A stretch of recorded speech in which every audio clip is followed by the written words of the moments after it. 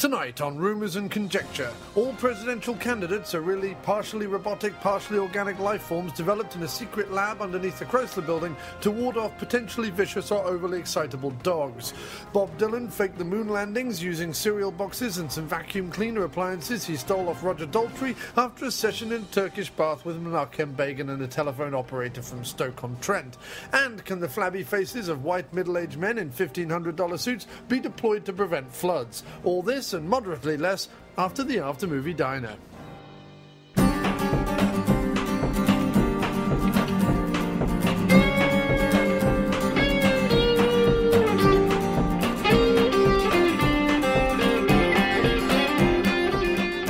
So, where were you? We're eating in the general store, and what's this town called?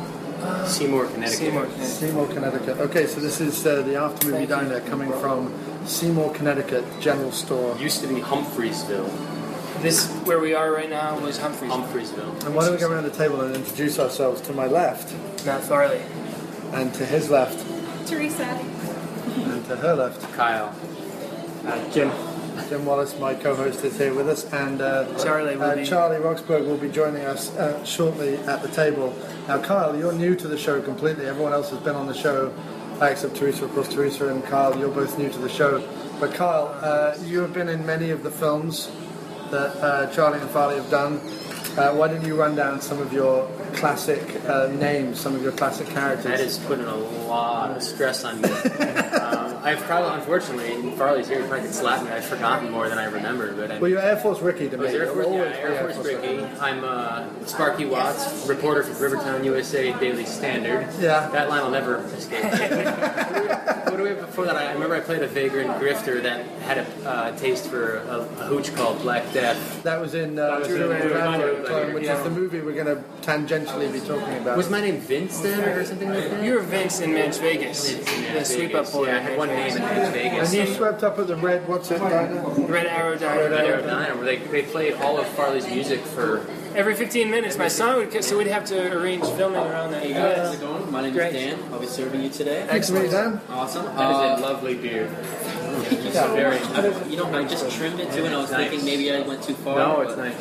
Luscious. Oh, Fox and Park. Yeah, that's good stuff. Can I get you guys something to drink? Yeah. Sure. What fruit juices have you got? Let's see. There's juice over here, but we don't have. Oh, they have tea too. Yeah. John's a big tea drinker as well as Jim. We got one juice. What about soda? What soda? I'm gonna get a cream soda. Sodas? We should. These are the local sodas in the fridge right there. Okay, cool. And you can just kind of like sip through and see. Okay. I'll go help myself. Yeah. These are the I'll grab a Connecticut. soda. And water, I think, for everybody else. Yeah, I think we'll all want glasses of water. Sure. Yeah. No problem. Yeah, these sodas are made right in Connecticut with natural sugars, so they're really good. Yeah. No, I love them. When I was up in New Hampshire before, I got some of them. Do you know? I think I'm gonna have a unsweetened iced tea. Sure. Please. Would you like regular or would you like raspberry or peach? Regular. Regular, okay. Please. Sweet. Miss Teresa. I'm gonna grab a soda. Soda, sure. So it's just grab your. I'm gonna get a raspberry iced tea. Raspberry iced tea, okay. That sounds delightful. I'll have raspberry and water. Raspberry iced tea, okay, please. So now that your host is awake. Yeah, like I say, yeah, I'm the host, right? So Charlie's there, the director. So we just finished a day's shooting on the new Motern movie picture, Slingshot Cops. Right. And we're also going to talk about Druid Gladiator Clone. But when you tell us a little bit about Slingshot Cops, Charlie. Okay. Well, it's a family-friendly, kind of like a buddy cop comedy, and Matt Farley plays a funny, over-enthusiastic local officer, and he gets paired up with an older, slower officer who uses nice, a slingshot. but he uses a slingshot. He's very nice. He's just kind of like. Where does that saying come from? I'm not even aware of that. He's used as a slingshot? No, it's not a saying. Oh, he actually physically uses a slingshot? We just want to like tone things down to comfort. I thought it was like a slang where like it was like, oh, we set him up all the time. He's our slingshot. I guess. Yeah. It makes more sense in your context. It's Jim McHugh, and he's a little bit older and a little bit more tired. From, You know him. He from plays the mayor in Freaky Farley. And also, we just want people to be happy. So it's not a violent movie, is it? That's right. We just want everybody who was watching it to feel happy, and also to. Oh, Farley, you want to? Was that a little concern, just bringing that up, like considering everything that's gone on in the last years while you've been writing it? Was that a little bit of a concern? Yeah, I thought about it. Yeah. We just wanted... We're not in the business of making any comments on... Oh, no, Right, I know, but we were aware of the fact that It was just, we had to go out our way to really not make any comments on society. buddy cop. Even less comment. The buddy cop less is relevant. Yeah, to the buddy anything. cop movie is all about the two buddies. It's not really as much about the social... As a friend, what was your primary inspiration for that? Like, was it like another 48 Hours buddy cop, or was it like beyond that? Like, It was talked about it. Charlie came up with it. Charlie sat me down when we were around the River Beast premiere and said, "Picture this, buddy cop film, you and Jim McHugh." And I said, "Yes." So that's exactly what happened. And then I wrote Farley an email. You were talking about? it's not like the sequel over Mel Gibson, then it's like No. beyond buddy. I don't know, but I said, okay, picture this. Slingshot Cops 2, Death Wish. And we ramped up to Farley. He's reached his boiling point, and it's just all bets are off. That would be even funnier by itself. I love if this changing was the tone. If this was a sequel to itself, like it never happened. From this family-friendly... Oh, or you're saying make the sequel Make first. this Yeah. the sequel. Changing the tone so quickly. Yeah, but this one had the bad guy was a serial killer and when we were first bouncing the script around or the story, and then we're like, we're gonna be in the theater with like friends and family and their kids, and what if instead it's a immortal beast that can steal, immortal person who can steal people's senses by stepping on them with his foot, you know? And so we decided, so Sensefoot is the bad guy that we're trying to bring It down. came out much better. He's a lot like the Fiend. It's much It's homage. exactly like the Fiend. Exactly. We should, that Fiend is the Is answer. the prime? All right. Yeah. He was actually going to be a werewolf for like a day or two. I thought he should be a werewolf. And then Can't I he be said, both? Can't he be, like in the It came sequel, out can he suddenly be a werewolf just for no reason? It came out so much better to make our own thing. It was more, that's Farley's idea with the foot. Sensefoot is a horrible phrase to You guys need a few more minutes to look over the menu? Oh, I don't think I looked at the menu. I apologize. Yeah, maybe like another 3.5. Sure, I'll grab it. Yeah, I feel bad now. I didn't even look. Well, I'm just going to get We're Jim and John are starving, and we're like. Yeah, I mean, Oh no, we're all right. I ate a whole bowl of bar snacks. I think you had 2 seriously, bowls. I think I nearly had 2 bowls of bar get a snacks. lot of food. I was joking when I said go easy.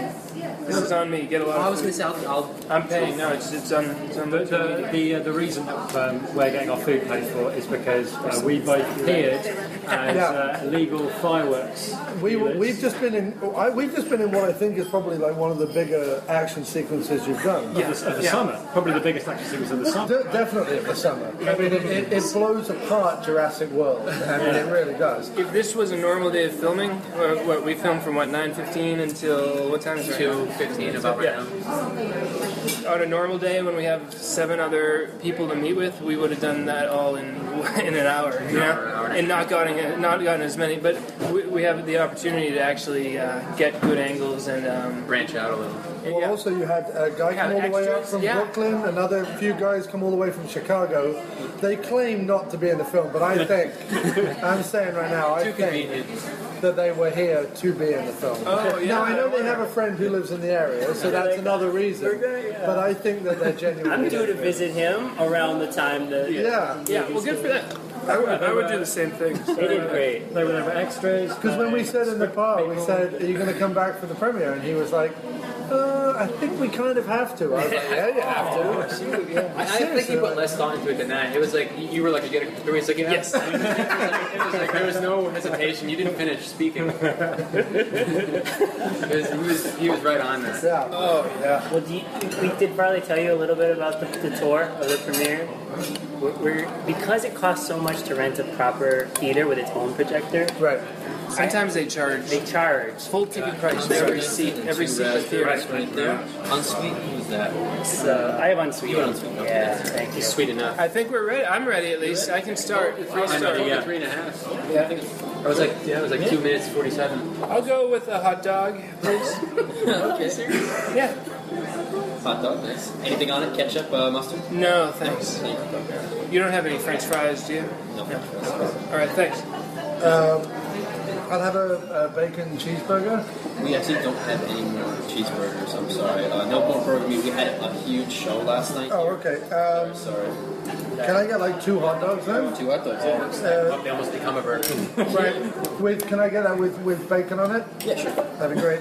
I just realized I'm going to want 2 hot dogs also. 2. So, yeah, both of those will be plain. Yeah, thank you. And I'll have some chips with that. Oh, the chip rack is right there. Should just help ourselves. Just get up and Yeah, so. Get your own. Dill pickle. Can I get that with my hot dog? A pickle? Or is that a type of chip? That's a type of chip. Forget it. I don't get out much. No, 2 hot dogs with bacon on it. 2 hot dogs. I think we've got 2 hot dogs with bacon on them. I'm going to punch you in the face. Can I get the Dave? The date, yeah. I always wanted to I'm order. going to go out on a limb here, and this is bold, all right? Can we combine the 5 fingers of Luciana with the Angie and call it the 5 fingers of Angie? You had the... No, I'm joking. I'm going to just get the Angie. The Angie. Just the Angie. Got it? May I? Let's see. How much are the sandwiches? Are Sandwiches they- are $6.95. Oh, okay, that's good. I'll have the Pam one. Ham? We don't have any more onions, but personally, Okay. I like the onions. Okay. So, yeah. I'm down. That sounds good. Okay. Can I get one of the Vivian They don't have any flatbread? The Vivian flatbread? Is it possible to get that without mushrooms? Oh, yeah, sure. That's an excellent photo. Do you That's do very any cool. refills on ice cream? Yes. I do it myself, or do you do it? It's okay. So I will. I'll do it. It's in the Okay. back. Yeah. Okay. Yeah, iced tea's very good. Okay, I'll tell you that. He was surveyed the I don't know what it. I'm like We've been sun for a while. Yeah, we It's a have. little bit like a ginger ale. Celebrities or something.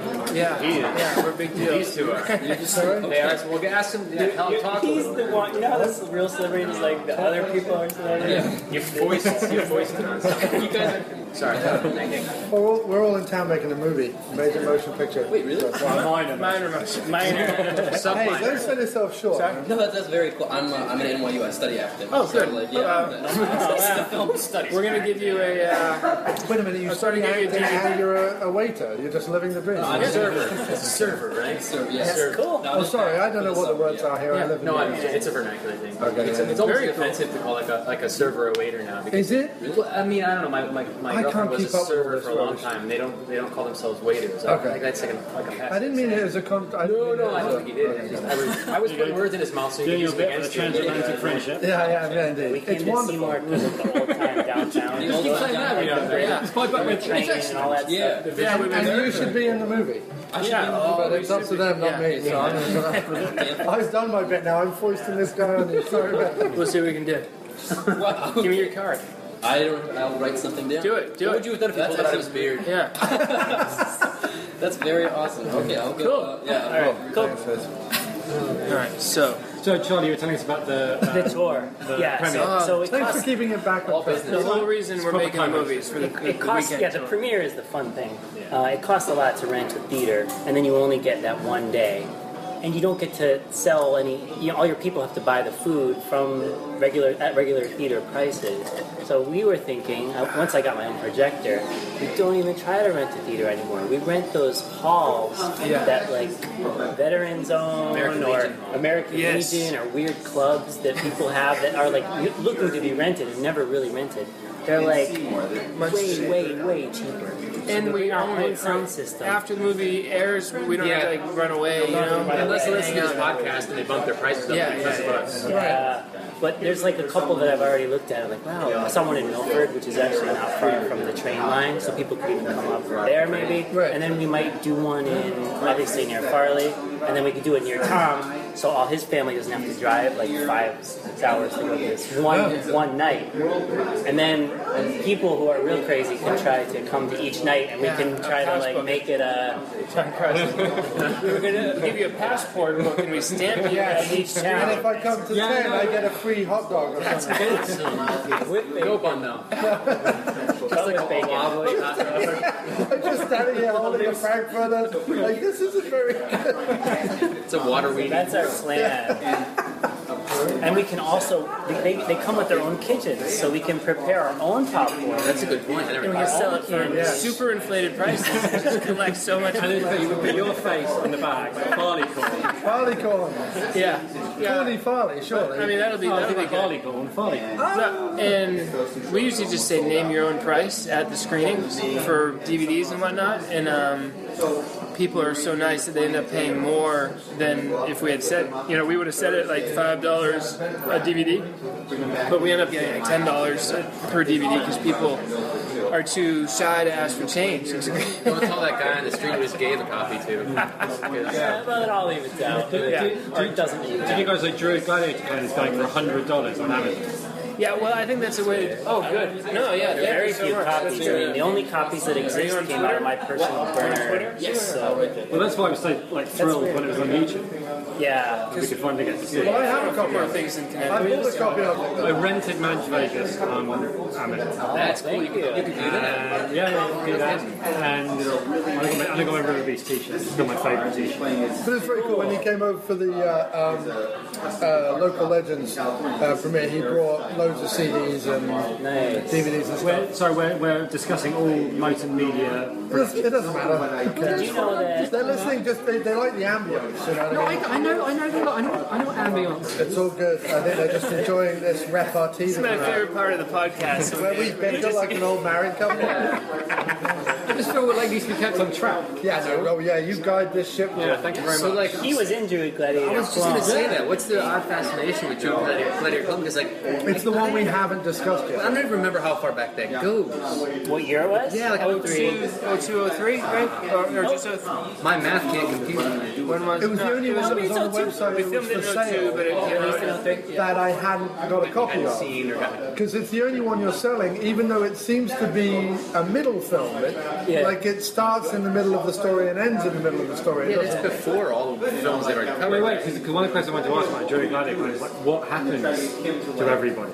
In the next story? Yeah, like, is there a next story, or Yeah. it will be made I'll one put it day? on Oh, it's been made, yeah. It's called Druids Everywhere. Oh my goodness. Yeah. Are you? It's not been out yet. No. I was trying to put it on YouTube, and then it has some of Farley's songs in there, so it was saying that it copyright. Yes, Copyright. because my music is on some horrible Just one song. song recognition program, so that if it's in a movie on YouTube, that song would get the money for any sales, but only after the company that it's in takes a large portion. So we'd lose it. It's better off if we don't do that. So I've taken that song out of that company's database, but it takes like several months for it to actually go through. So people are on the edge Crazy of that their you can't seats. put up a movie that you did your own music. music. It's my tried fault. uploading It's it my a couple fault. I times. shouldn't have signed it up with that. That's really funny you did that. That's smart. But Kyle is in there as one of the beasts in the Druid match. He was the only one who was able to do some stunts, and I don't know what the martial arts term is, but he's able to get back up onto his feet. Oh, I saw that. I was very That's impressed. Kyle under I the was mask. very impressed. No, you couldn't see anything. That was just Wear the huge hat. It was very Those were alien masks from a previous production we worked on. we I'm sure. reused it. That was The alien masks were fantastic. I know. I liked the wobbly eye and the fact that you were clearly focusing in on the wobbly eye. Do you want to know what the wobbly eye is? No. Well, yes. Roll-on deodorant. Nice. Oh wow! Taking the old roll-on and then put a pencil into the end so that the That's really inventive. That's cool. That's very cool. That's really inventive. So quickly then, Druid great. Gladiator Clone is Farley. You play a guy who's come under. Well, you wake up in a coma. You're brought up in a coma by McGee. Right, because in the previous movie, I was killed by Sammy. Have you guys seen Sammy? It's on YouTube. I've seen. That's the one that comes before it. Yes. So in Directly, Sammy, okay, I get fine. killed by that It's the monster. one of yours I haven't. I've seen the paperboy. Yeah, Sam no Anderson. pressure, no pressure. It's been viewed like 87 times, right? We're up to 87. I was so excited. I called you. I was like, Charlie, we hit 87. Sammy is the one where you pour the liquor out. Yeah, I had As you saw attention the for monster. Black Death. Yeah. Black Death. Oh, so it's all the same guys. Oh, I should have watched that first. So, That's okay. Oh, I feel like a Adventures in bad Caribbean fan. Country you haven't seen yet. We wanted to post that, but we had another rights issue with YouTube. Caribbean Country. So Caribbean Country's part 1, Sammy's part 2, Druid Gladiator Clone part 3, and the best of the 3, I think. Charlie, what do you Yeah. think? And then Druids Everywhere part 4. Okay. But all pending They're all related. I never pending the realized rights. that. Yeah, you're the same. Yeah, you're the same But guy. is this one is the When do one I play that's... an anthropologist? Part 4. Yeah, in part 4 you stop drinking. Remember, in Druid Gladiator Clone, I zap you, and then at the end of the movie, It's you making more sense now, and I never noticed remember that. and you give that speech. And you were in it. I've never, Yeah, that's why you cleaned up your act. You went to London and you scholarly. studied. You stopped drinking, then you went to London and Kyle has studied, one and of then our you came two back. favorite... Egyptian papyrus. Dissertation on the decay rates of Egyptian papyrus. You have one of our two favorite lines in the whole movie, sorry to hear that. which is where you say, "I'm not even a soldier. I just found this in the laundry and it really fit." I like when you scratch your head, but you But have the it's helmet on. Yeah, it's incredible. It's good stuff. So just to keep people up to speed, because this is one that's actually available to buy before whatever. Sammy, you can view on YouTube, so watch that one first. Then go buy Druid Gladiator Clone, and the plot. You can watch it for free on No, YouTube. DGC stop, is on YouTube, don't. right? Yeah. Don't just So watch it. watch it, and then in appreciation and joy, Send buy us a copy check. of it. Then Yeah. send us a check. So, in Druid Gladiator Clone, Farley plays a guy who wakes up out of a coma and comes under the thrall of McGee, who is sort of like the lead druid and has machinations in order to get a vial of dirt that he's going to be part Sacred sacred dirt. vial of dirt. Yes. That he's going to create a circle of dirt and become all powerful, and Yeah. he's going to do that off the It's back like- of Farley's talents Right. because he's given him the Like a blue once a light day. of How often are the Well, it's a Rube Core moon, which it depends on lots of different cycles. Sometimes years go by without a Rube Core. Sometimes it's months go by. So Right. it's very complicated. We don't know. yeah. We just had a blue moon. But basically, Farley's being manipulated, and he finds this He has out the power to affect people with his mind, because he has a but blue through rays. through rays that come out of Because his he hands. thinks. Whatever I'm thought. thinking, yeah. Yeah. Because he's thinking something bad when he first does it. Well, here's the thing. Well, he's setting him up so he can fight the demons and all No, I the get it, but I'm druids. saying when he does the laser things out of his finger, Yeah. it's what he thinks is important. Yes. So when McGee brought me back to life, he noticed that I was kind of like a happy, wide-eyed individual who wanted to be good. But I was also a blank slate in terms of knowledge of the world, and so he was like, all right, the kid wants to be good, let me trick him into thinking that knocking people out is a good thing, you know? So that's how he's Yeah. But he manipulating wants to me. keep a little rain on you, so he has the setup that he has to give you a sip of the potion of life. Every Right. week. So Farley can't do whatever he wants. can't He has run to off. always go back to McGee and sip from the potion of life. to Right, keep that's the himself one bit of the alive. plot we were forgetting. Yeah. So it has a somnolent effect on you, and it keeps you like a zombinoid. It keeps him alive. Keeps you alive. Keeps him alive. But there is that great soul-searching bit where Farley reads all the books, Philosophy yeah, books. Plato, Tales. right, and yeah, all that kind of stuff, and also Michelle. Is that her name? Michelle was the Mel. Yes. Mel. That's it. Sorry, Mel. Yeah. The woman in it who plays your wife, and he comes under the thrall of that. What? Fall in love Why do I with keep himself. saying thrall? Shut up. No, it's a ridiculous You word. hardly ever get to say He through. becomes enamored with her, and she becomes enamored with him. But he also becomes enamored with another saying woman. enamored. Who's Just swap thrall for an She falls under his jurisdiction. yeah, it falls under his jurisdiction. They have jurisdictionary whatever. But she doesn't admit she's married till the very end. So kind of she's kind of, well, flirty. she's kind of, yeah, I feel like She's kind of flirty, she's lonely kind of because lonely. Charlie's out on a off his book lecture tour. tour. She's hoping that Charlie will find out I and think come she- rushing yeah. back from the Be a bit lecture. jealous. There's a Yeah. little manipulation going on there too. You know, she doesn't lie so much as omit a key. But it does have the key thing that in all your movies, and you were saying this over the Local Legends Yes. commentary in your podcast, that all women find you unbelievably Yes, attractive. I thought you were going to say there's also. Because even the one woman writing it. during Gladiator Clone, she goes, he's really cute. He's at me, but he's cute. That's true. Even she, there's like every woman in Druid Gladiator Clone, even his wife and the woman he's zapped. Often characters will. I will do something. Characters will respond. That's so cool. Whatever I'm writing, like maybe someone should say that's so cool. You were saying that about Local Legends. But another thing is when the narrator says a line and then immediately the thing character happens. says a line that happens. That happens with Kyle in that movie. Does it? Yeah, I think so, yeah. Because it says something about... Don't you both look at me, I don't remember. I was thinking when Dan speaks, as he's beginning to wonder if his diabolical upbringing was all in. And then I say, I'm beginning to wonder if my diabolical. And then you say that's so cool to yourself? In my head. in the head. But no, it's funny because I just watched the Wet Hot American Summer prequel TV show on Netflix. Right. And in it, you have David Wayne and Michael Showalter, right, who are like the two lead producer, writer, creative people behind the thing. And they have literally written a scene in which they just make out flagrantly with Lake Bell for 10 minutes. Yeah. And there's no real bit to it other than it's like David Wayne and Mike Showalter get to flagrantly make out with Lake Bell. Yeah, I feel so guilty. that's kind of what you do. You do.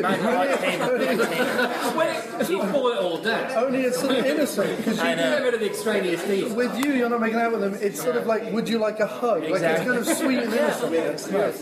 Yeah, because that's the point where you being trained to be, in order to give him everlasting power, turns into like a science fiction Three's Company. That's basically what happens. That's how you sell it on the website. Science fiction Three's Company. That's a darn good.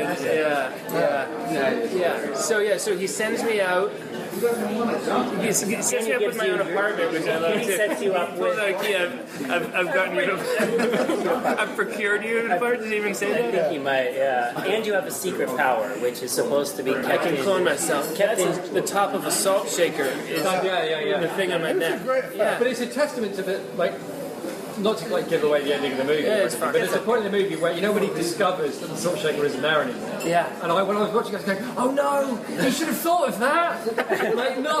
Oh, that's not it. But I was really with your character there. And, oh no, if only you'd done it the other way around. If only you cloned yourself and then put it back on your shoulder. Yeah. Oh, that's a good point. Yeah, once that salt shaker's off, they can't go back. How come this 4-film, 5-film magnum opus is not available on DVD? Surely it should be a box set. I don't have many ideas. No, so because I would buy them all on DVD. I would buy a box set. Yeah. Druid Saga. Yeah. We could condense it. It's too expensive. Too expensive is the reason why. I mean, the movies that more people want to watch, I still have hundreds of them in the basement. So when the movies that people sort of a little bit like are doing that poorly, the ones that people what I'm saying is really make a box set for us. Just for us. All right. I will give you some money. Is there like a number one hit? Like what's your best? Most popular? Yeah, most popular. I don't know. River Beast? River Beast is on Amazon. That's the only one that's on. River Beast was on demand, cable on demand. Is it on Netflix for a moment? Freaky Farley and Vegas. That's right. Those two are on Netflix too. I just did that myself. So you have no idea how no distributor who put that. It was just no.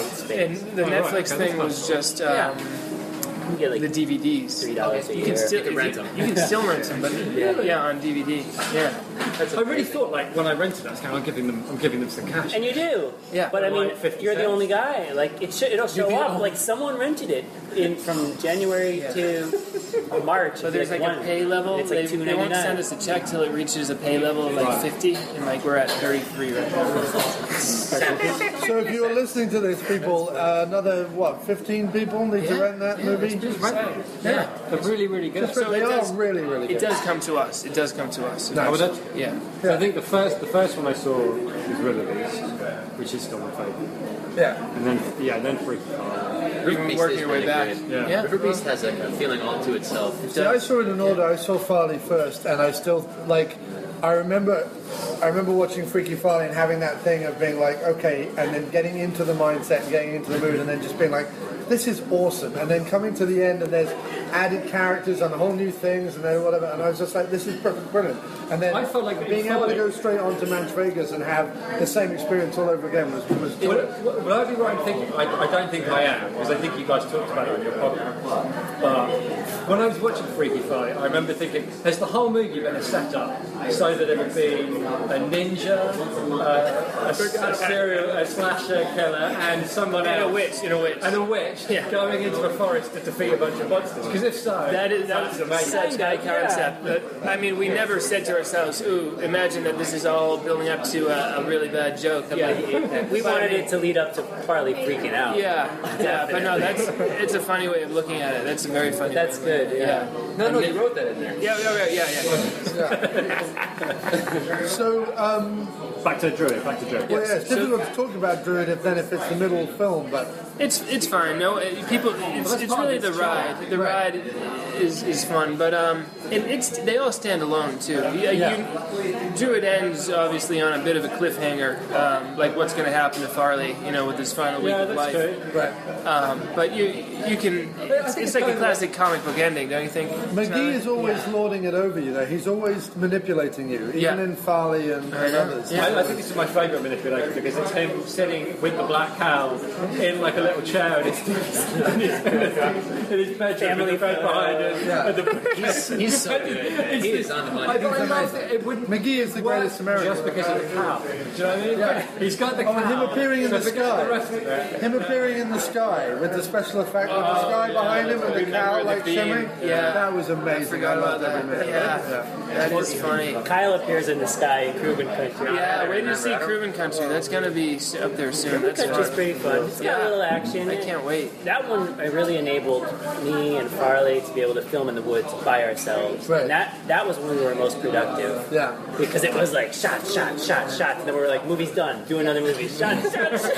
Once we lost like a tiny little silver piece of the tripod that was completely necessary because we didn't have a camera operator. We were both in front of the camera at the same time, and the tripod would just fall if we didn't have this one piece. We had to drive back deep into the woods, and somehow we found it in a huge pile of leaves. It was miraculous. We're like, well, either we don't make the movie until we buy a new tripod, or what was the movie with the old Russian camera broke and he took it to the store? Yeah, and Match he fixed Vegas. it for like nothing? For Did you have to go all the way to Brooklyn, right? Go all the way back again? It was $20. Yeah, it was in Manhattan, but yeah. Because the whole movie was in the balance, right? Because you'd already filmed most of it. Yeah. Without the same camera. Yeah. We had no idea what they were going to say, but those old cameras, they could take a beating. I mean, there was no electronics. All it was he had to like reseat one little pin. It was just slightly off. He's like, done. The whole trip. It was from New Hampshire, I don't know, 9 hours of travel. Yeah. And then it was 4 minutes of This was on film, wasn't it? Yeah, it was our film camera. The Kresnik? I put it down too hard on a rock one time, and then it was like, oh, that's not good. And I went to start it, and it just was caught. But the Kresnik was took a beating. So it felt like, even if it was for a joke, but it felt like with Druid Gladiator Clone you had done some reading, or was it all just stuff you had sort of found out in high school and then made up? I think we made up most of the philosophy. Yeah, but it sounds authentic. It's, like the Well, not quotes. so much the philosophy, but like all the Druid stuff that he was making up. Was that all? Oh yeah, we that's all made up. All made up. In fact, this is something Druid in the movie stands for Dirt's Really Ultra Important Dude. And like, in one of the scenes where Charlie is speaking, you can see Druid is written with a period after each letter, and then there's this scene. Don't we chant it? I feel like you were one of the ones chanting. Yeah, there's a song. Farley and I are the only two people. Dirt's Really Ultra Important Dude. Oh, you know it too? Being there. You were bowing down. I remember it. I felt like the sun was like, I think they were actually causing something to happen, like naturally. It worked. The sun started to get obscured by like a planet. So we went to a college in New Hampshire for those scenes where he's speaking, and we just went. None of us were students there. We just went into a classroom, set up the camera, and Tom was in there just pretending to be a student. Tom and Charlie just teaching a course, and we just left. We had one extra. It was Tom. And nobody said anything. Right behind his shoulder. And nobody said anything? We've been lucky. We were still young enough that we kind of could have passed for students just goofing off. Yeah, and you were a student. You were taking courses at somewhere in Connecticut for that when you speak into the microphone. Yeah. So we got some shots right. But we didn't have permission for either classroom. Yeah, but you don't need it. It worked today too. Like the thrift store owner. I was a little. I think Cal knew. We've been lucky though, if you think about it. Yeah, we were lucky. We could be shoot away. That would be It's not like we're breaking any laws. The alley gave us a lot of cover, though. The alley once we were down into it, I don't think anyone would really. And it's so narrow that your sight lines aren't too much. Yeah. We usually only seem to really run into like drunk locals. Like, Yes. Where were we filming in the alley where the bus? Remember the bus driver jumped out of her bus? That's freaky, Farley. Was it? Yeah. That was where you got stabbed. Well, not Recruitment day. I thought I was going to get stabbed by that bus driver. Yeah, she's like, I love them horror movies. We actually had like a family. Literally, she pulled a full-size yellow school bus over. And, like, So you're opened the filming door. by the side of the We're filming road? the side of the road. Okay. And yeah, and like we turn around, and, like all four wheels lock up. Taking a smoke break. You turn around, yeah, and there's a school bus driver. Like, She was like, I really love horror movies. I don't remember how the transaction went. And Like she was excited. She hung out for a while. She really did. Some people in the bar came Yeah, out. they Like came out. characters. Yeah. Farley's in his Freaky Farley shirt. He's dressed like a 50s, like tough. Air Force Ricky's brother. He's got the drywall knife. And I think my And I got ex-wife the was there, 70s right? camera. Yeah, She was dressed like Yeah. like a pinup from I don't know some bygone. What are you doing? We're filming a parody tribute to offbeat horror movies. Okay. That was I think the closest we ever gotten to like somebody questioning what we were doing. Yeah, they were. But you had filmed in that place once before in the or in We filmed in another bar. Okay. Oh my gosh, that's like a '96. That goes. That's like that doesn't see the light of day, does it? Yeah, I have it. But yeah. Well, I will put out our. Charlie We shot on saves film. everything. Kyle and I shot and his brother a really funny fake trailer, like way before people was telling. It was with a wind-up camera. Early 40s. Keystone. Nice. I'll show you. It's cool. It was that was when gravediggers go mad, people die, right? Yeah. But I think he was referencing when we filmed in the Dewdrop Inn. Yes. What was that? We drove around at night. And We tried to make our own little like Twilight Zone episode on a VHS-C camera, but it was in a bar. It was really funny because people were rowdy, drinking. I feel like you couldn't Guns get N' away with Roses that. was blasting. We up. literally walked into a bar and we said, "Can we use your kitchen?" And they're like, "Yeah." We walked right into their kitchen and we just started messing Dirty around with all the pots and pans. Wow. Like there has to be some sort of safety regulation. Oh, okay. Well, I'll see if we can work through it. I have a very almost 7-year-old niece. Oh, nice. Very good. But kids always steal the spotlight. We were exceptionally lucky in Druid Gladiator Clone at the graveyard because that was. Yeah, I did wonder about that because I think is that really a graveyard? Oh, that's a local legend graveyard. We're way off the Maybe Charlie will tell you. He probably knows the folklore better than I do, right? Well, too, they call some people refer to it as a Hookman Cemetery. There's this legend There's about a famous legend that's basically coast to coast of urban legend. I heard it in a lot of movies actually. Well, where the guy and the woman pull over, They make out. Apparently, that cemetery is in this town. That's where we filmed parts of Druid Gladiator Clone. When Gravediggers Go Mad, we always end up in that cemetery for some reason. And yeah, apparently that is called locally by natives Hookman Cemetery. That is the epicenter, ground zero. that's where that urban legend comes from. Yeah, there's a big Because isn't it they hear a noise and then there's a hook in the car door when they get home? Right. That apparently is the epicenter of that. Wow. And there's a dirt road that leads in, and when you get into that, you're like behind the crest of a hill, and you can't see, no one can see where you are. It's very desolate. It's very, That's fascinating. So we just went there with all the Druid monster gear and costumes. Because and you just definitely busted. set yourself up with somebody going, What are you doing? Yeah, that's a no. one graveyard? It happened once. Because initially my reaction was, are they filming a Druid fight scene in a graveyard? And how do I feel about that? Yeah. And then I thought, I'm sure all the dead people would be really happy to know Yeah. that there's people having a blast and a ball Yeah, I don't ever filming think that. about It was that. in a section. It was on a field. It's of a section where they don't have any. I don't think anybody's still buried there. I could be It was mistaken. like off on the side. Yeah, I can see that. It's just right. I think it's an inactive cemetery, so it's just who's there. Well, all cemeteries are inactive. They're dead. The Americanized version. They're all the dead centre of town. That's good. I never heard that. That's my dad. My dad's joke. Whenever he pulls past the cemetery, he goes, "Oh, I must be the dead centre of town." He always says because he's one of those dads that just has a joke for every occasion. And so much of your So much personality of it becomes is for clear. me. So, Theresa, just so you can be on the show. Oh no. Oh no! What do you think of it all? You were there today. You were helping us film. But like, what do you think of it all? What do you think of Charlie's movie? What do you think of this? I love his movies. When I first met Charlie, I had to beg him to let me borrow a DVD of Match Vegas before we even started dating.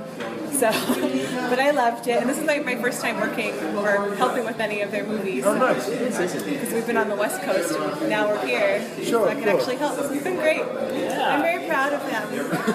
He does such a good job. Yeah, he does. So now you're back on the East Coast. Does that mean the movies will be more frequent? Probably, but yeah, I mean, one of the big expenses was flying. Yeah.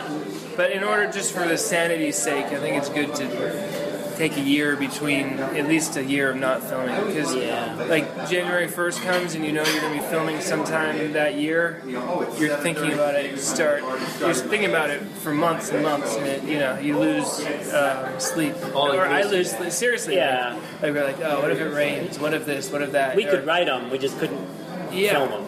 It's so much work. I mean, we did all this work today, and it's probably like 3.5 minutes of screen time. Because I was thinking about how much you actually get. We almost always seem to film outside. Like I think Because we ain't got no lights. I don't think I've ever been in a scene of one of your films where we were indoors. I know, I hate filming indoors. There's no production value. I mean, not huge on production Except for value. the arcade that we're going to film. Yeah, arcade has I production. don't think I've ever been indoors for one of my A guy scenes. who owns Except an when arcade it's is going to let us really film bad there. production value, like The Office. Then it's good. You don't want middling. It worked in River Beach with the basement, having him and Tom. Okay, that works. Yeah, he was supposed to be down on his luck, and Right. Which is actually, we filmed right in this building, remember? That's where we filmed 404. we did film there. Right in there. Yeah. So, Theresa, will you be in one of them, do you think, or will you always just be behind the camera? I like to be behind the camera. I'll walk by on the outside if I need to, though. Hot dogs. Over here. Fingers or something. Okay, maybe one of these That's the egg thing? That's Yes. And you guys have to be right on. Nice, thanks. Hot dogs take the longest. Always. Hot dogs always take the longest. Yes, It's all right. No rush. It's because they have to find the dogs. Track them down. So yeah, I mean, I'd want to make movies constantly if we could, but it's just so time consuming. It'd have to be like our 9 to 5 job. Okay, so it's around about this time that I normally interrupt the podcast to do some promos and stuff like that, and that's basically what this is. But I just wanted to say, this conversation you're listening to, isn't this fantastic? Isn't this like one of the greatest conversations you've ever heard? I mean, here are some real local legends, some incredible filmmakers, writers, producers, Charlie, Roxburgh and Matt Farley, incredibly talented individuals, talking about their method, discussing what they have done, discussing what they'd like to do, discussing the perils of independent filmmaking and the stuff that they've encountered and the funny stories and stuff like that. I mean, isn't this the greatest thing? I mean, wouldn't you love to listen to something like this every week where creative and intelligent and interesting people talk about their process and what they go through and what they do and where stuff's available and local legends? Wouldn't you love to hear all about local legends? In which case, what you need to be listening to is the Motern Media Infomercial Podcast, first of all. So look that up. It's Motern, M-O-T-E-R-N, Motern Media Infomercial Podcast. It's available on TalkShoe and on iTunes. And you also want to be listening to Jay Mayo's very own Hold the Mayo podcast, which is available on iTunes, but also over at holdthemayo.libsyn.com, which is Libsyn.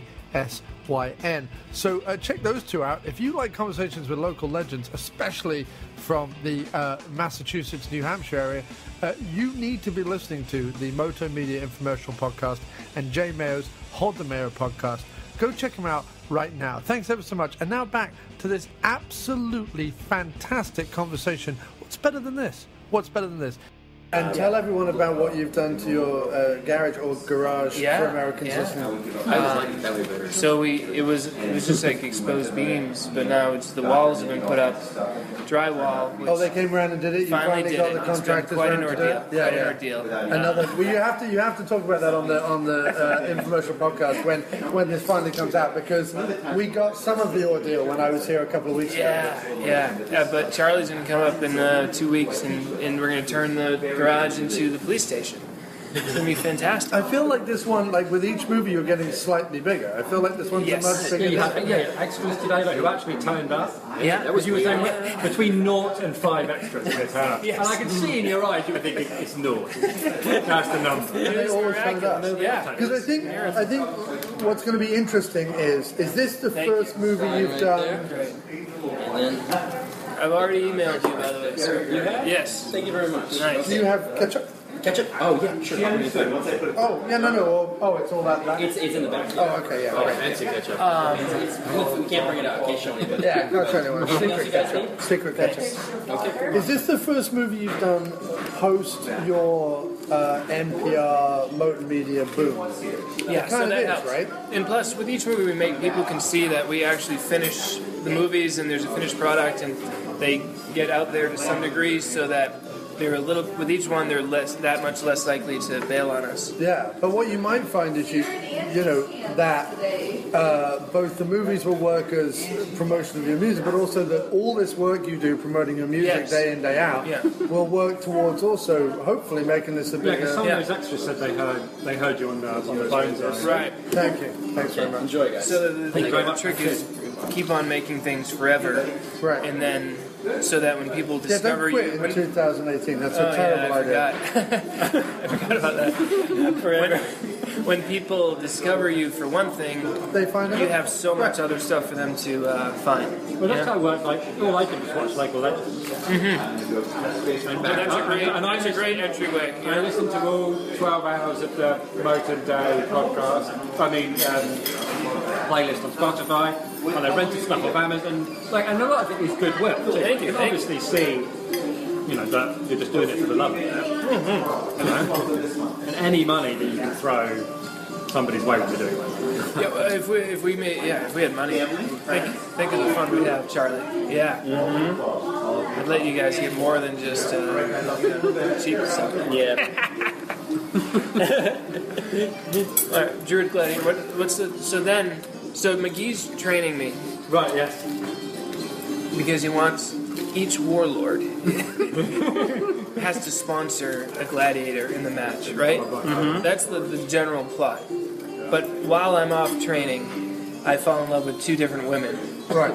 and I But clone. there's someone above McGee we never get to meet, do we? No, you fall in love with one. He's only you accidentally, or rather, McGee hires another one to manipulate. Life imitating art. For Yeah, you, right? of course. So, then I clone myself, unbeknownst to McGee. But because it's supposed to be your Karate Kid crane move. Yeah, that's what it was. He was supposed to wait till the last second. Clone, double, quadruple beam. Because in the final fight, McGee's in the woods going, clone! Yes, in his backyard in New Hampshire. While we filmed in Connecticut at the this beauty of the vineyard. woods, if you just have some leaves behind somebody, you can pretend they're in the same area. Tom was in another city with his camera like this, and I don't think we even had a spare cowl or clothes for him, so he had some black sweatshirt or something that we tucked around his face. Remember, it didn't really look right. We were like, it's okay. It's good enough. The best thing also was that you had two big functioning masks. You had a little mask.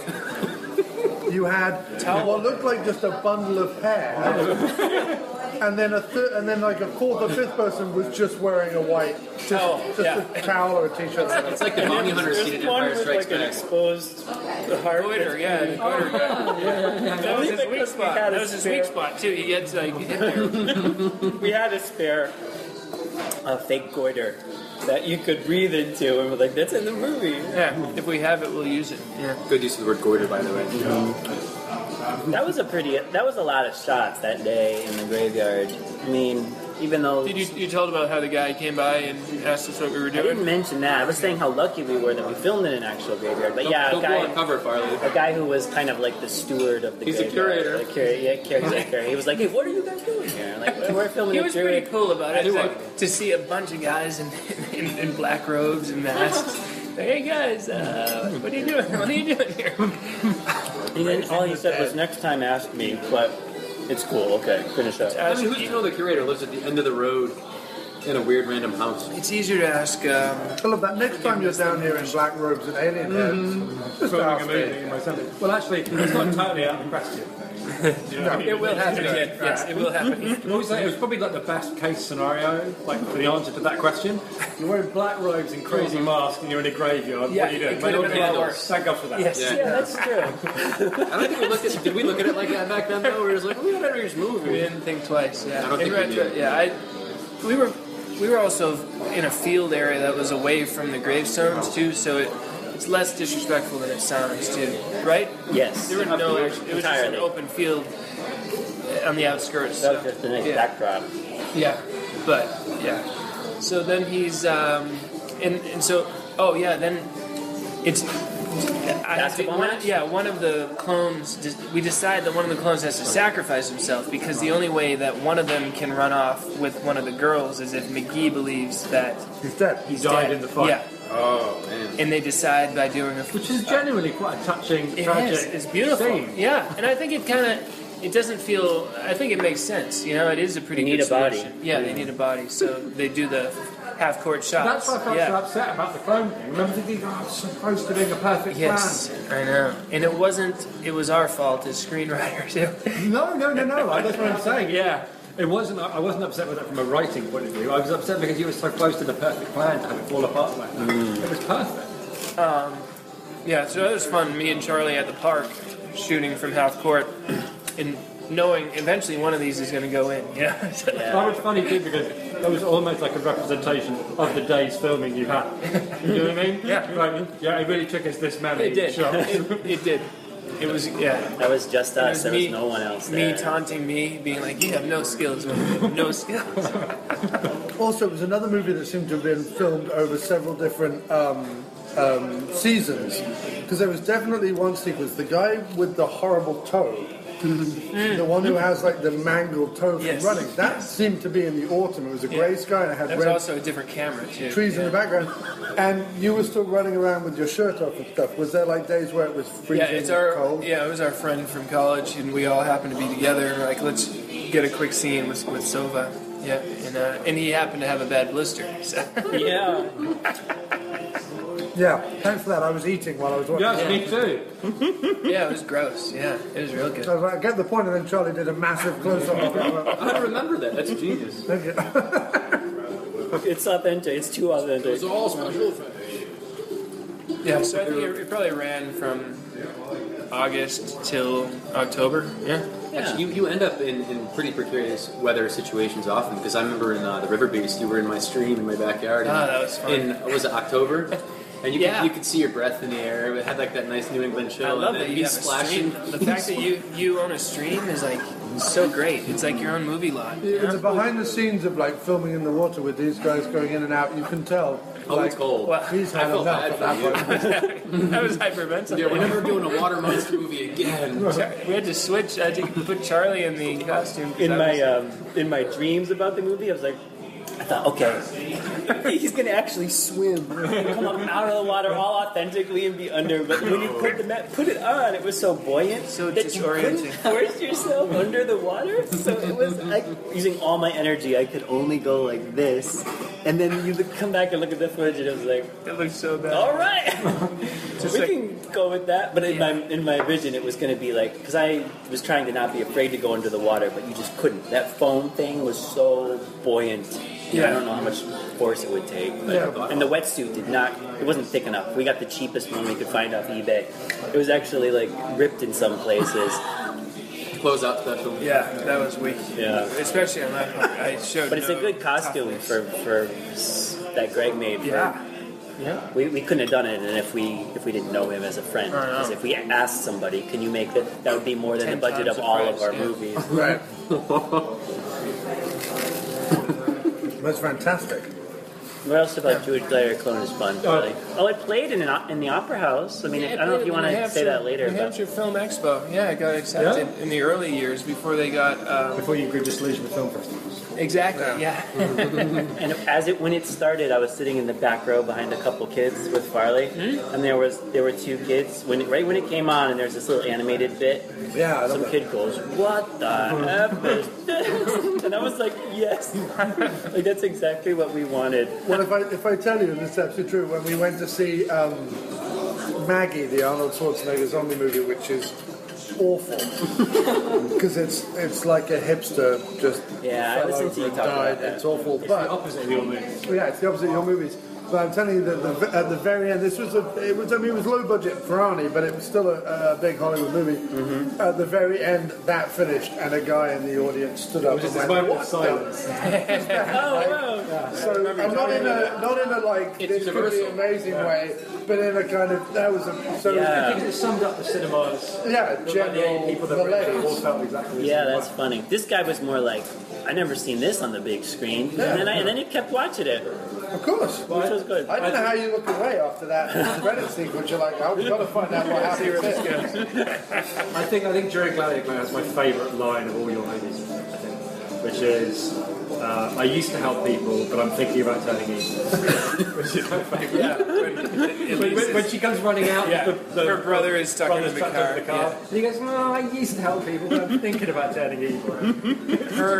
She never got a break. She genuinely liked you, right? The other two of you had to kind of coerce, but she. That was kind of a tragic subplot. Yeah, one was set up because McGee set one up, and she fell for you after time, but she was set up. And the other one was someone else's wife who he kind of had to like coerce into like him. But this so one you become genuinely... having been like quite romantic philosopher, new thought, you become quite a pragmatist. Yes. Oh, you're married, so that's that. I'm off with the other one, even though you you become become completely disposable to you, as does your clone. You're just like, well, we'll kill him. I'll dump her. I'll go off with that. It's just like because doesn't the clone who comes up with the idea does? Oh no, because they argue over joke. Yeah. What do you say to? Because the woman who you wanted to end up with, what was her name? I forget her name. There was Mel and Bree. Bree, that was it. You say to Bree, she goes, so I won by default. And he goes, yeah, but you won. Like, be happy. Yeah. You get this lunatic in a sheet. There's a scene. We used one of the cat calls in there. Yes, we yelled out, hey, sexy, at me while I was walking down the street, and Charlie was filming, so we used that. Charlie had it tucked right across his bosom area, and like the way that you would not expect to see out in public. But. Yeah, that was fun running around town in the sheet. Also, when we were filming with that girl... I'm surprised you're not like better known in this area. That people aren't like, oh, they're making a movie again. Yeah, the girl whose brother was under the truck, her boyfriend happened to come by while we were filming, and he was not the type of guy who makes movies in the backyard, and he was just looking at us with this look. There I am with a sheet, and Charlie's got his camera, and Tom is under the truck, and he's just like, whoa. The funny thing is because we kind of grew up doing it, and you guys grew up doing it, like, I always had my dad's video camera. We always had something. Oh, so good. Yeah, great. Thank you very much. It was fantastic. Really Like anything else? No, thanks. No. So just make sure we got these. We grabbed those drinks out of the. Okay, 3 extra sodas? Yeah. Sure. Did you get? No, this was not extra. This was original. You already paid for that one. Okay, so make sure. I got 3. I got 2, and you got 1. Okay. And are you all together? Yeah, all together. Did you want to share the burden? No. This is payment. This is how you guys get paid. It's wonderful. Thanks very much. It's fun. Because we all grew up doing it, and then because we're all into cinema, we've all read that other directors started that way, like making stuff in their yard or whatever it is. It seems like if someone coming along into that world and watching us do it, like to me, I think to myself, like, why would you be surprised? This is normal. Like, people do, right? Because you filmed my brother with an age what? We were like 13, 14. What? With a big thick moustache drawn on. Yeah. And like a suit, walking out of the train station, like at Russia. Was that We were teenagers trying to look like adults. No one batted an island. Absolutely ridiculous, because he had like the big 90s coat. He had like big, vodka single set. He had it right over we put a big thing out of the thing. And someone, while we were filming like that, and I had, this was later, this was only like 15, 16, because I had my long hair at that point, and a big, like furry style Afghan hoodie that I was wearing as well. Like I looked like a complete 60s freak. And John was there with this big hair flopped over and this like goatee drawn in with mascara. It was your mum's mascara. That's right. And we're filming that, and someone came over and went, sorry mate, do you have the time? And I'm sure he thought like we were doing something, but I don't know, he came over and he walked all the way over from the tobacconist, by the train station they had this little tobacconist, walked all the way over like that, saw us, went, and then came over and was like, do you have the time mate? And I'm like, We are two people you do not approach it. Key info to base a decision on. It's 4 o'clock. And he's like, okay, good. That's awesome. But yeah, no, we used to run around our little town, Hazelmere. Like weirdly, it's all names that you would find in New Hampshire and Hazelmere and Guildford and Woking and places like that.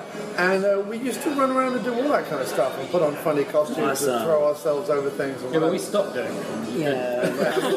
One thing that Farley, what we've talked about before in the Shock Marathons, I didn't want to stop doing it. Is that, at least I feel, people feel like they need to have production value. And when we were watching all of our horror movies, we kind of like dawned on that talking to each other. We were watching this Bigfoot movie where they were so proud that they had some plane scenes at the beginning. So he's flying on an airplane. And Farley was like, why am I that impressed with a plane? Because I've been in them. They're not that expensive. And why do I care? And I was thinking of that time we saw the train. Someone would be like, hey, you got the train in the movie. It's almost like the audience member feels like they got that train for me. But the train costs $10 to ride, and it's considered a chore sometimes. People focus too much on the production value sometimes. And plus, the people making the movie aren't plane owners.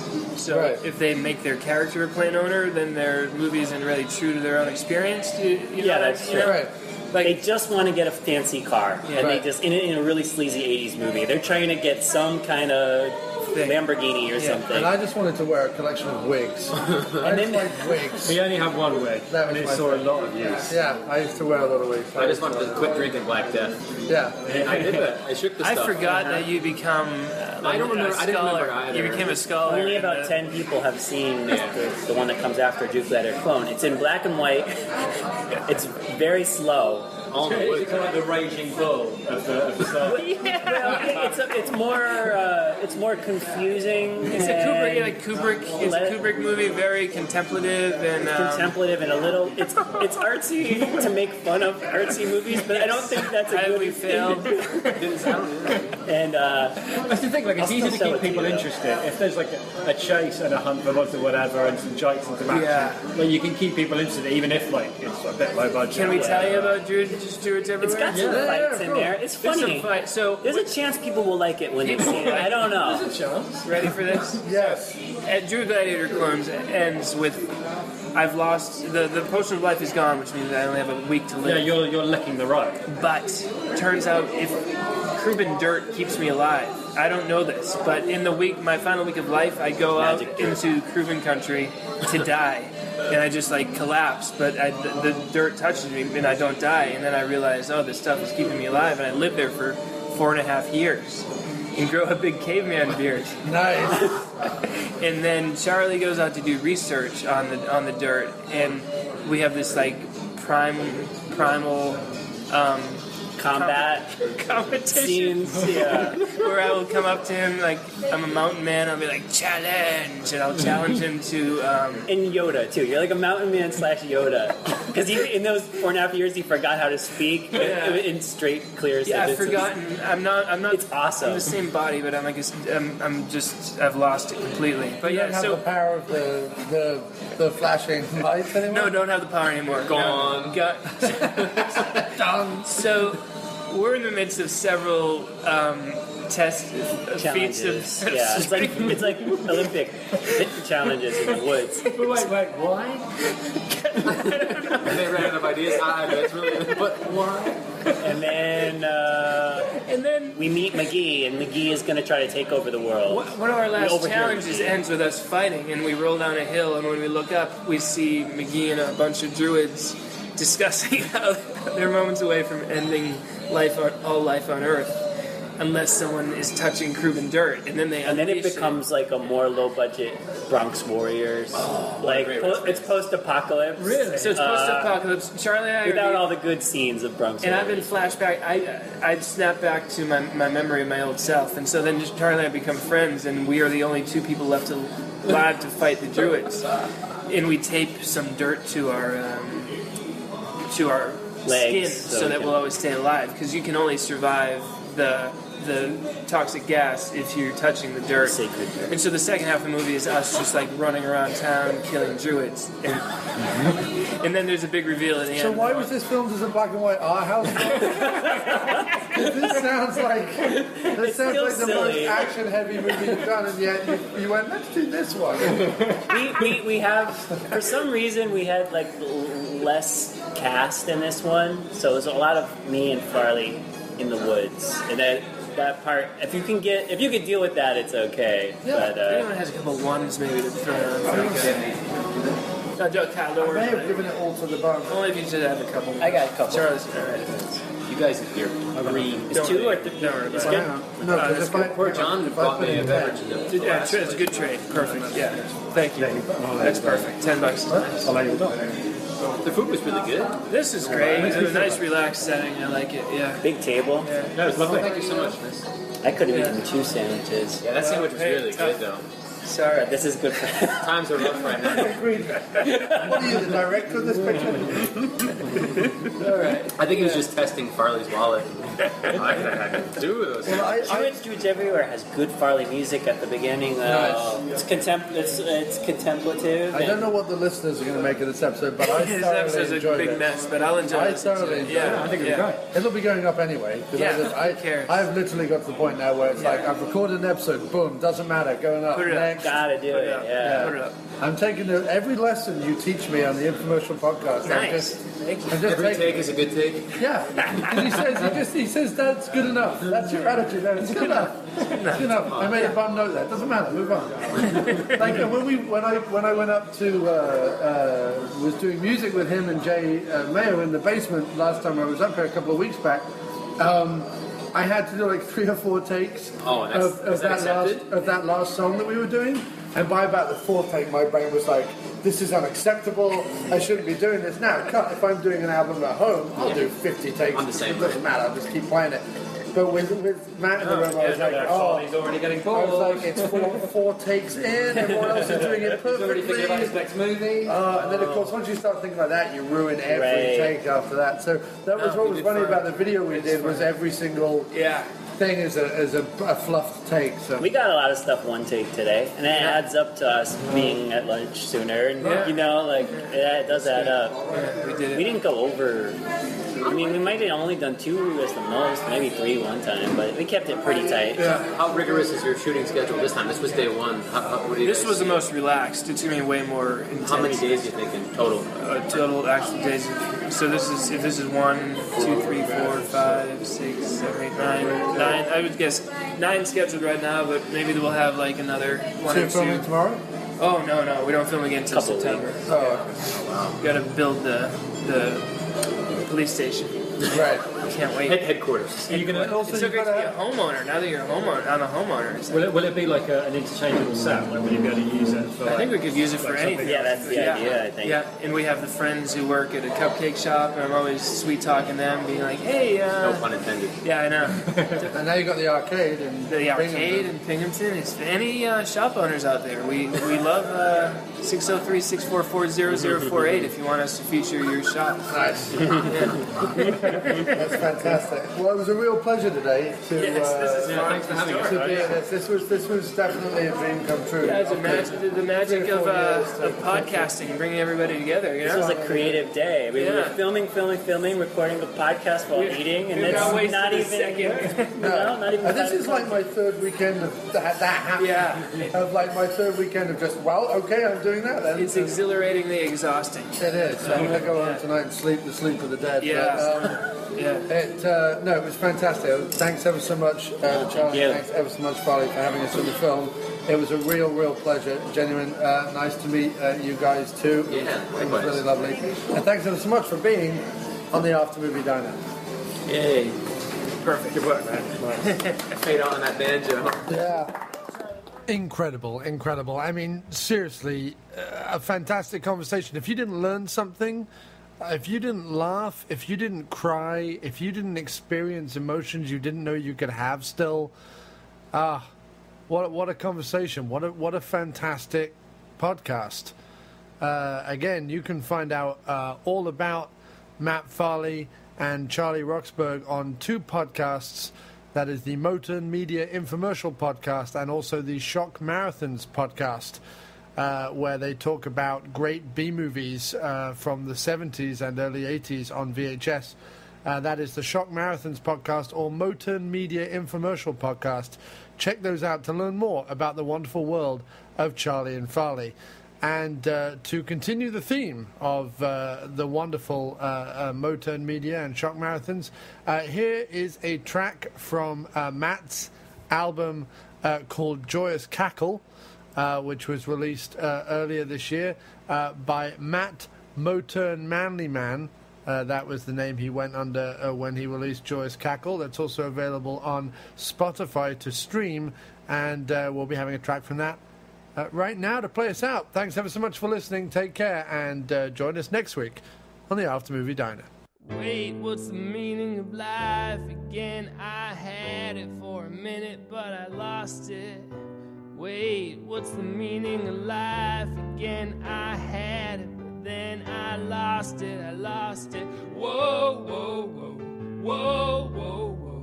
The urgency of paradise. Whoa, whoa, whoa, whoa, whoa, whoa. You can't step in this river twice.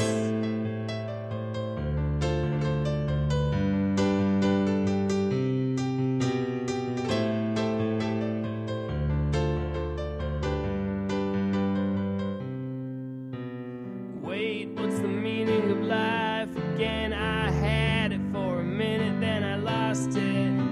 Wait, what's the meaning of life again? I had it, but then I lost it. Whoa, whoa, whoa, whoa, whoa, whoa. The urgency of paradise. Whoa, whoa, whoa, whoa, whoa, whoa. You can't step in this river twice. Possession is still 9/10 of the law. Possession is still 9/10 of the law. Possession is still 9/10 of the law. Possession is still 9/10 of the law. Possession is still 9/10 of the law. Possession is still 9/10 of the law. Wait, what's the meaning of life again? I had it for a minute, then I lost it. Wait, what's the meaning of life again? I had it, but then I lost it. Oh, oh, oh, oh, oh, oh. Embrace the silence, okay. Oh, oh, oh, oh, oh, oh. Where the buffalo faded